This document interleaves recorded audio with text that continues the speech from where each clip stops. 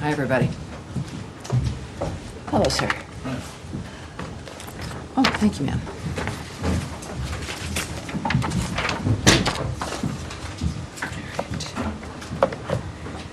Welcome aboard, everyone. Thank you for being here.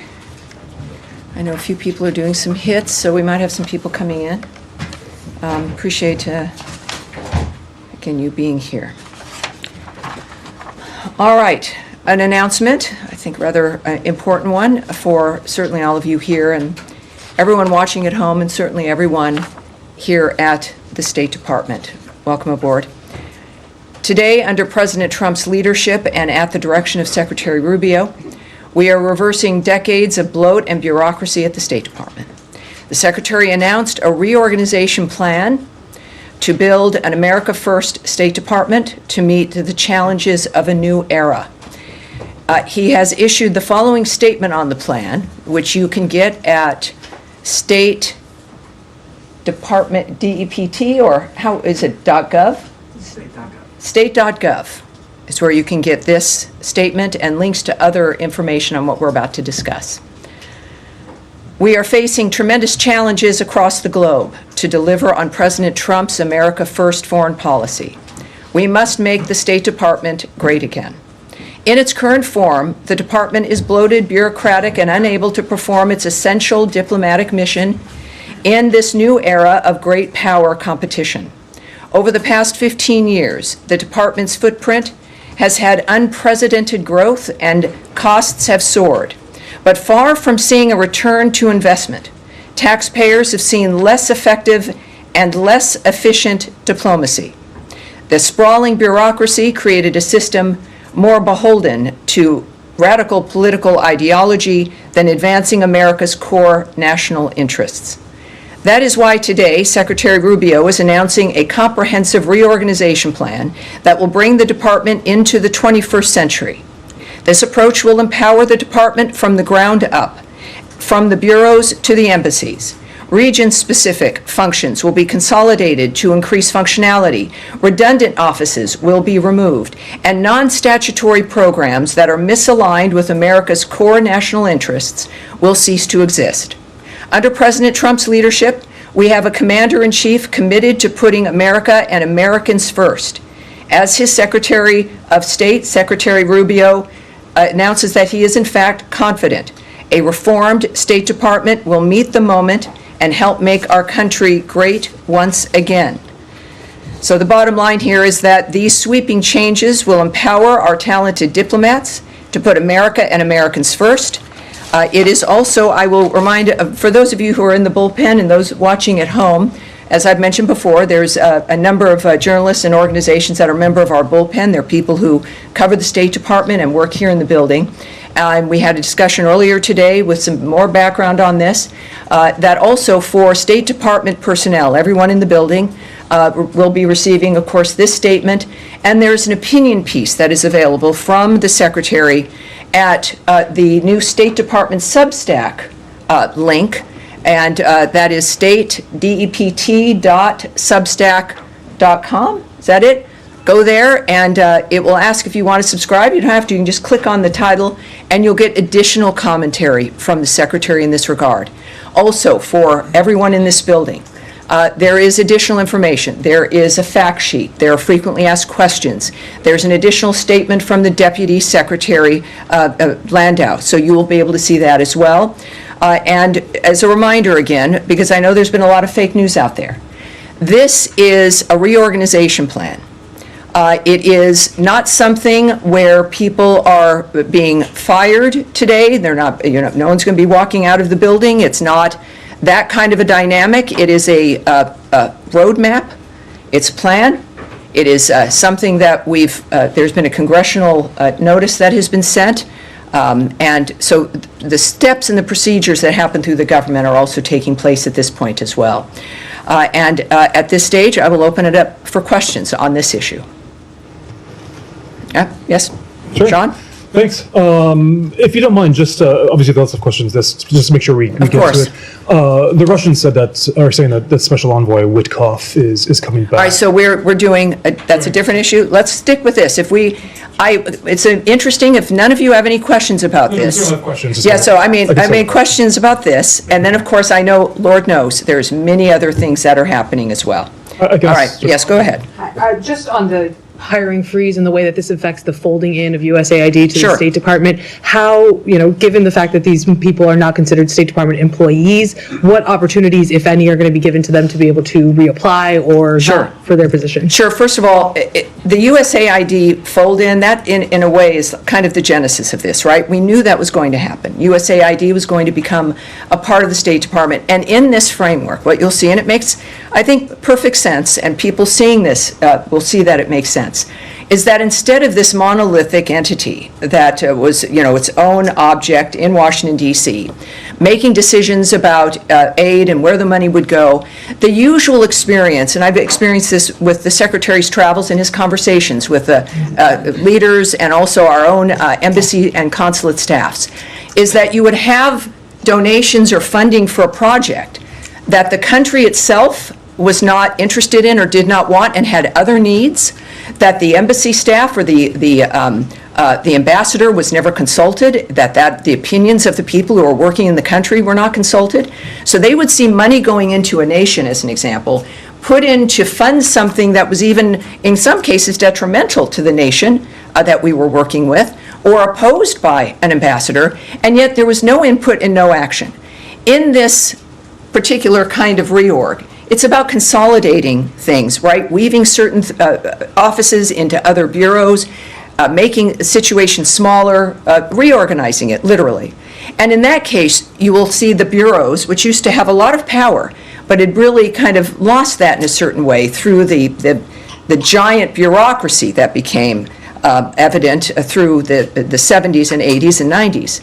And that you would have a dynamic now where the intention is, and described in this plan, to have each regional bureau have the element of the USAID that is relevant to that bureau, so that they would be working together, and it would be a coalition, if you will, of ideas and minds and efforts to then also bring in and have the embassies, the ambassadors, and the governments who are working with having a say in making sure that the money that's donated is relevant to that nation, is relevant to the region. And that's what will be, that's where USAID essentially is going, is into positions where, as I've mentioned to you, as we were doing our review of USAID, is don't mistake a change for being for indicating something is gone or missing. That it was never about us abandoning our commitment to funding to any kind of life-saving efforts or our work with other nations in assisting them.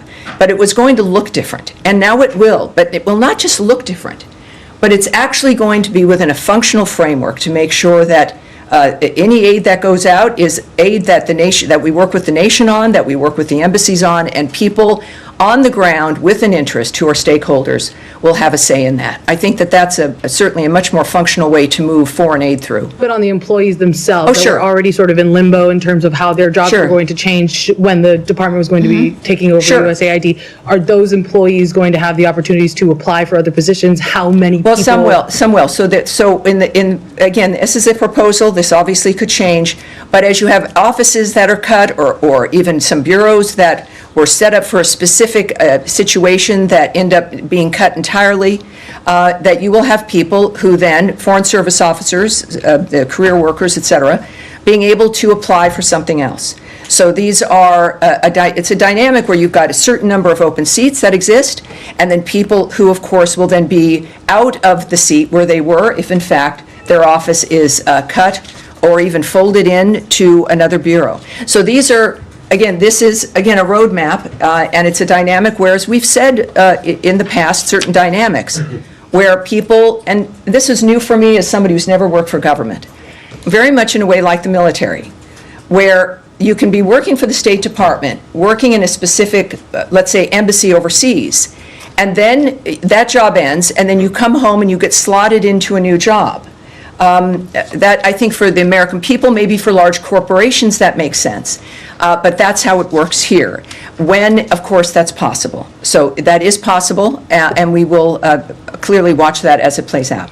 Oh, yes, sir. Thank you very much, Tammy. You said things will look different, and thank you for that Sure. response. But I think a lot of people around the world will be wondering what it is, especially perhaps in the Middle East, Africa, what it will actually mean for them on the ground.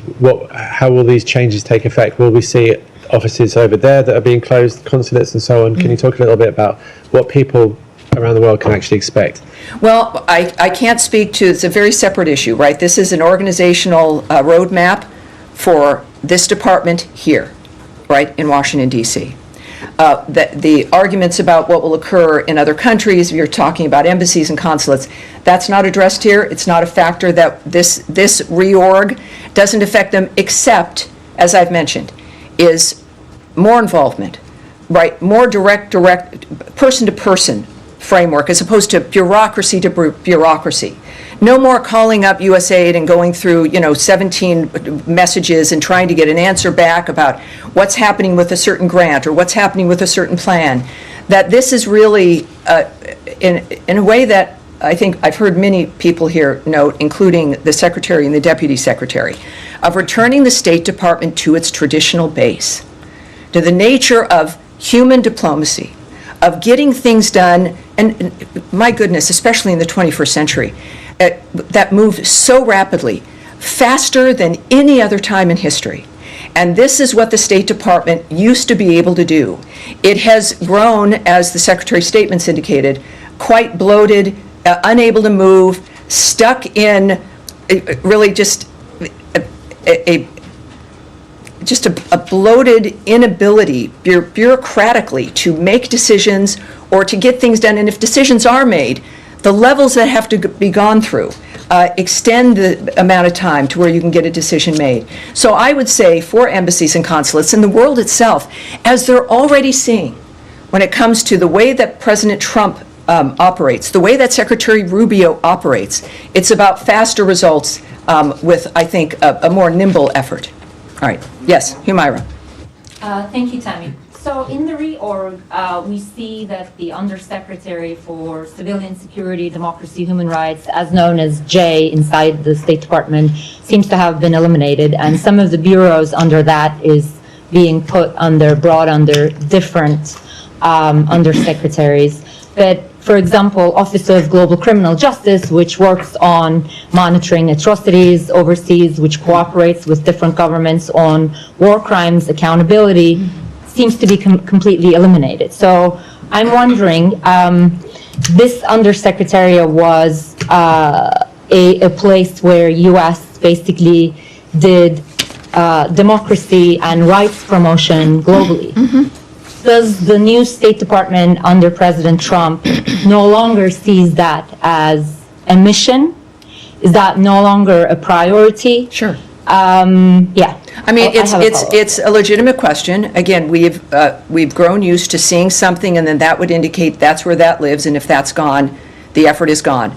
You know, many times during the USAID argument, I've made that argument. Just because the USAID building was going to be something else doesn't mean, or that the certain aid was cut that was not aligned with our vision or President Trump's vision, doesn't mean that our commitment to foreign aid ended.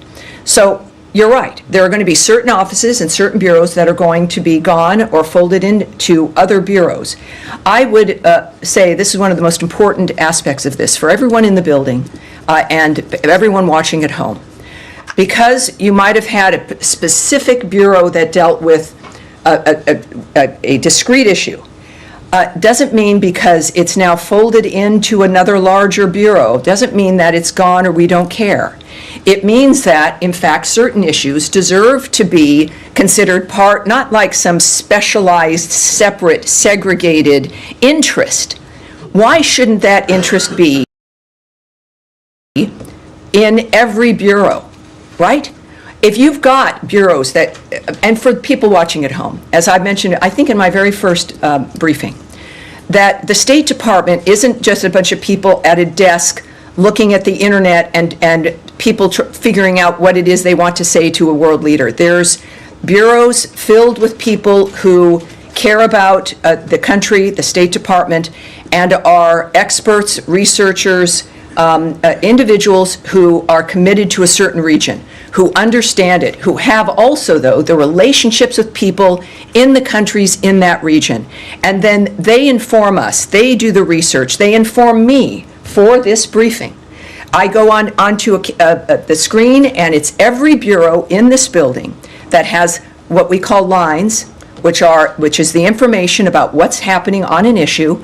They tell me what those things are, why it matters, and et cetera. So I come here, and a great deal of what I say to you, if not most, is from the body of knowledge from the people who work in this building, who are the Foreign Service officers, the career people, the career people, the civil service officers and workers who are here. So that's how it is the government as a whole is people.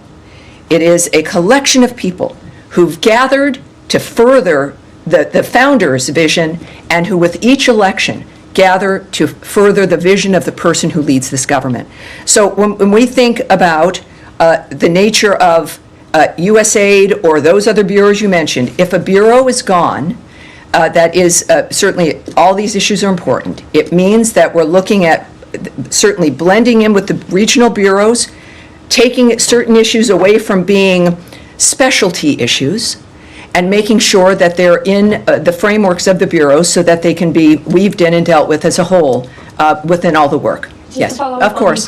Please. Next, once we get to this. Okay, I do have a follow-up on this too. Okay, then, hold it, but I'll make sure I give it to you guys. We're good. You said earlier that, you talked about some of the programs and you described them as, the aims of the programs were not in line with the aims of the country.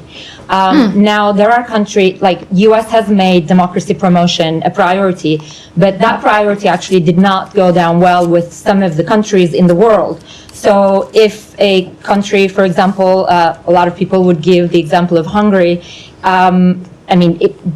U.S. has funded some independent media organizations in Hungary.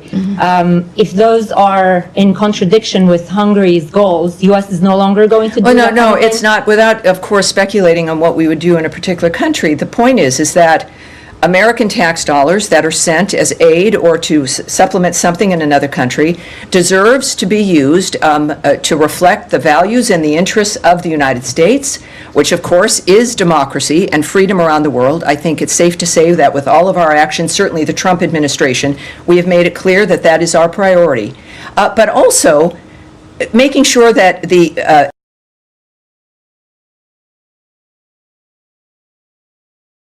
in country in concert with the nation that we are working with diplomatically, that we have a coalition, if you will, on knowing how that money is being spent and making sure that the stakeholders actually have a say. I think that's fair. Some people would argue that sending money into a country, spending on something that nobody else discussed, like as USAID would do, is unfair, and that the people in the country that we're working with should have a say.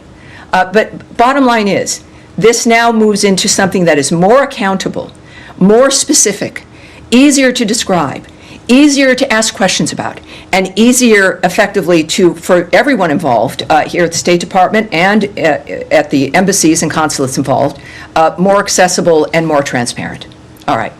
Yes. I just wanted to follow up on Humera on global criminal justice, because Sure. there seems to be a bit of a mixed message, because on the one hand, this is clearly being eliminated from the organisational chart, but when we're pressing you on it, you're saying... Well, it may be these- moved. I mean, these it's the roles things can may, still if you don't see it on can the be chart, moved. it may be moved. But and then the Secretary has retweeted an article which says very specifically that this is an aggressive shake-up. It will close agency offices, including those launched to further human rights, advance democracy overseas, counter extremism, and prevent war crimes. So it's just a simple question, really: is the investigation and prevention of war crimes overseas still an important Of course. piece of work and a priority for the State Department? Democracy is always important, obviously, and again, and that is I not understand the the question about tendency. war crimes. I understand the tendency. War crimes, again, for me, being here now, we're approaching about 100 days. My deciding to do this is based on this nation's history, and it clearly is committed to the nature of the values of the American people and of this country. And just because, and this is why I think it's difficult to do, you've seen a bureau dedicated just to that, just because it has been folded into a different bureau or is an element underneath a different kind of office, and that particular bureau that was maybe specialized, which could be implemented in a better, more nimble, faster way, especially when we're talking about war crimes and things immediately that are moving on the ground. This is the kind of adjustment and reorganization that makes it better. And this will always be the argument, this will be seen. But it is, of course, those values that you know are American values remain. And while the approach or the bureaus or an office might be called something differently or even eliminated as an office, but is moved through the bureau as a whole, you'll see that the American approach to the world not only remains the same, but will be more obvious, more clear, more dynamic, and more active. Do you know where will that role move to? Because it's very hard to see in the chart, for example, on war crimes or global criminal justice, where that will now exist. Well, but again, this is a roadmap. It is a plan. This is something that in this process, and there's a process in this government, where there may be certain things that change. And there'll be a point where we're talking about implementation. So those details, this gives you, I think, a very good idea, transparently for everyone who's watching this, that this is a change. It is, the issue is, certainly, sometimes we all know that change is difficult. But in this particular case, it had to happen because of the bulk, because of the unsustainability of the size of the government. And that's why we're doing it. All right, yes, sir. Thank you, Tammy. Two questions. I know this came up on different settings. Just want to make sure. It's the same issue. Yes, to Okay. get you on the record that this will not impact whatsoever when it comes to the department's reports on different issues like human rights, which appears to be. Well, delayed. look, I'm not going to speculate on whatsoever impact on how a report is issued, when it's issued, the content of the report, the nature of how our discussing human rights is done. I will not, all of that would require speculation here, beyond, I think, the reorganization report. And my second question, I know that I can say a spokesperson's role will be promoted. Congratulations on that. But I want to understand with the GEC, closure of GEC recently. GEC, Global yes. Engagement Center. Yes, no, And- that's a very and good also- question, yeah. And also, eliminating some of the fundings, like, grants to Moldova to fight against Well- the Russian disinformation. Is the issue of Russian disinformation or Chinese disinformation, is this something that you are concerned about, or are you out of business of combating it? Well, it's obvious that everyone's concerned about interference in elections. None of us want that, but of course, the specifics of how a reorganizational roadmap is not going to, I'm not going to be able to answer the question about how that would be affected, of course. And your other question was? Chinese and Russian disinformation. No, there was a different one. And your office will be promoted. Well, it's yeah, and this is, I think, again, a bit in the weeds for the people at home. I mean, there's an organizational chart. My office is now answerable to the secretary, which, of course, all of you probably already presume that, that's true. But now, technically, it sits within that umbrella. So nothing has really changed in that regard, except it's a little bit more specific and obvious when it comes to the nature of my work. Can we come back to later on Ukraine? Well, forgive me, I'm going to move on. I was also going to answer your first question, which... GEC. The GEC, thank you. He remembered. In fact, that's a good question, because things beyond this roadmap will also happen. That bureau has been eliminated. Things will change in the State Department separate from this roadmap. That bureau, which had been ordered to be removed last fall, what they did is they changed its name and moved people around. And so that, of course, by eliminating that bureau at $50 million a year, perfect example, that worked to censor the American public. That is not certainly the vision of the Trump administration or the American people who put him in office. So yes, that bureau is gone. It is really gone this time, and the American people are better off for it. Can I just ask one quick question? Yes, of course you can. On this process. Yes.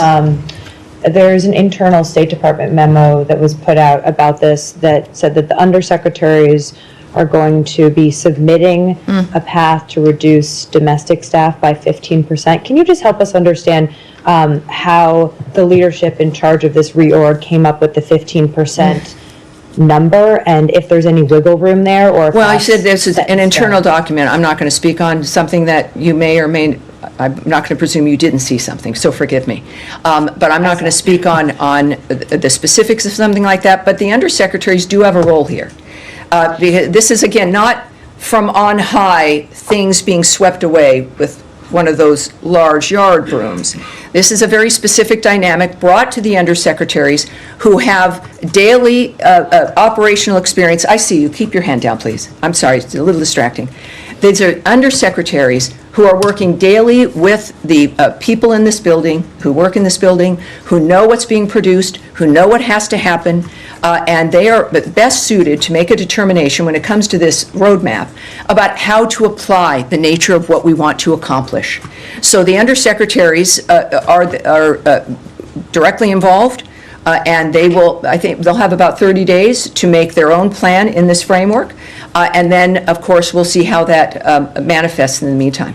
And then just one quick question. Sure. Was DOJ involved at all on this plan, or was this just a State Department proposal? Now, this, I think, is a very good example of the importance. We know the American people love the result of DOJ. I think there were some questions, perhaps, about how it was applied. But what we do know is that the DOJ approach, the goal of that entity and of that committee is something the president appreciated and still does, as do the American people very much. But when, I believe, the president said a few weeks ago that ultimately this was going to be an approach that the secretaries were going to begin to apply. And also that does make sense, because whether it's the secretaries or the undersecretaries or the people running the offices, it is the daily work of individuals committed to the country, making a difference for the world, and the people on the ground working together know best about how this works, what could change, and how it should change. So this is, I think, a very good example of the continuation of that mission, and the value of that mission to cut government down to size, get people used to the idea that it can happen without it being a bad thing, and then watching the benefits that flow. So secretaries now in charge of this. Remember, this is from an executive order. This is a whole of government, every department looking at how they can make their department more efficient, less burdensome, less bureaucratic. This is the State Department's version of that. I would say that that DOJ is not in charge of this, but this is the result of what we've learned and the fact that we appreciate the results, and we want more of those results. and it is now in the hands of the secretaries as well. All right. All right, Sean. Can I switch topics? All right, now, are we done here? So we should switch to some other important topics. We have, as a matter of fact, one of my rules is, of course, our friend Caroline Levitt will be starting in about 10 to 15 minutes. I've started earlier here because of the nature of the issues, but there are some other issues on our plate. Shall we start with some other ones at this point? Sure. Sean, go ahead. You were first. Sure, not that I'm not interested Yes. in reorganization, but could I ask you, Russia said today that, or Russian state media said that Special Envoy Witkoff will be on his way to Moscow. Is that something you can confirm, and if so, could you explain the natures of his discussions this time? I can't confirm that, no. I cannot. Is it incorrect, or is it just... I can't speak to that. Okay. Yes, I mean, that is, yeah, that's not something I can speak to. Okay. Could I ask you about the secretary schedule? Sure. Just, if I'm not mistaken, you were on Fox earlier this morning, and you mentioned some, the potential of Right. of travel.